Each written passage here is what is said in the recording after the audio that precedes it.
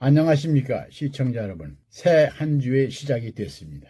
오늘 날씨도 청명하고 아주 본격적인 가을 날씨를 자랑하고 있습니다. 시청자 여러분 모두 건강하고 행복한 하루가 되시기를 간절히 기도하겠습니다. 오늘은 국민 88%가 찬성하는 이 대표 판결 생중계해야 한다라는 주제로 말씀을 드리도록 하겠습니다. 더불어민주당 이재명 대표의 공직선거법 위반 혐의에 대한 서울중앙지법의 1심 재판 선고가 오는 15일에 있고 위중교사 혐의의 1심 재판 선고는 오는 25일에 있는 등 이 대표에 대한 재판 선고가 이어질 예정으로 있습니다. 그런데 그 재판의 선고 광경을 생중계해야 하느냐 여부를 놓고 여야가 큰 격돌을 겪고 있는 것 같습니다. 민주당 측에서는 여당의 생중계 주장은 망신주의에 불과하므로 반대한다라는 입장이고 국민의힘은 그렇지 않다라는 주장을 펴고 있습니다. 즉 국민의힘은 국민 87.9%, 법학자 92.3%가 재판의 생중계를 찬성하는 것으로 나타났다고 주장합니다.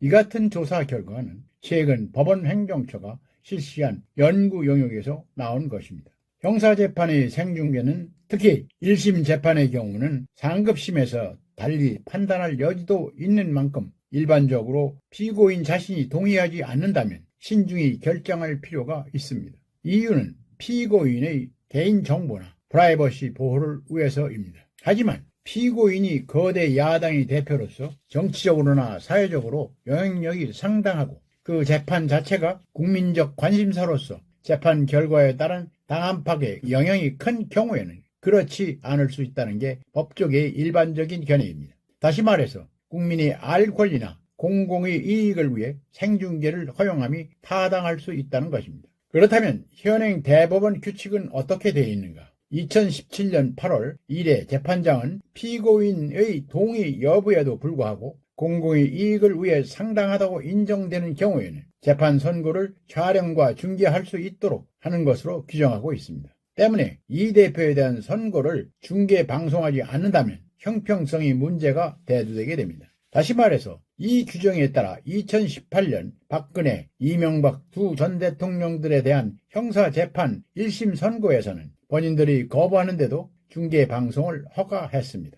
그런데 이번에 이 대표의 1심 재판 선고에 대한 중계 방송을 허가하지 않는다면 형평에 맞지 않는다는 것입니다. 이 대표 측은 지금껏 검찰이 증거를 왜곡, 조작해 무리한 기소를 했다고 주장해 왔습니다. 물론 검찰은 이를 완강히 부인했습니다. 그렇다면 재판부의 판결 이유 등 재판 선고 결과를 국민들에게 소상히 설명할 필요가 있습니다.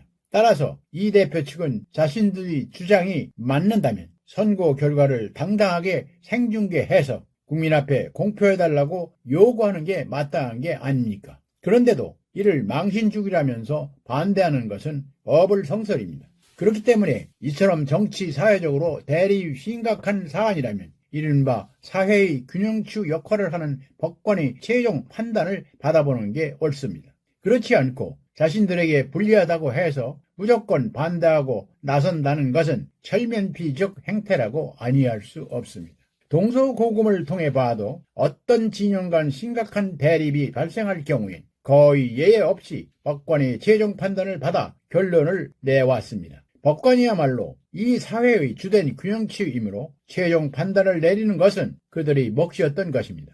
근대 로마법을 만든 로마인들도 카이사르가 살았던 공화정 말기엔 피가 튀는 정쟁으로 대혼란을 맞았으나 선례와 형평을 중시하는 합리적 결정을 통해서 국민 통합을 이루어 갔음을 역사는 말해주고 있습니다. 따라서 우리 법원도 적당한 타협이 아니라 선례와 형평에 맞는 공정한 재판에 임해야 할 것입니다. 특히 우리나라처럼 진영 간 대립이 심각한 상태에서의 법관의 역할과 책임은 그 어느 때보다도 무겁고 막중합니다.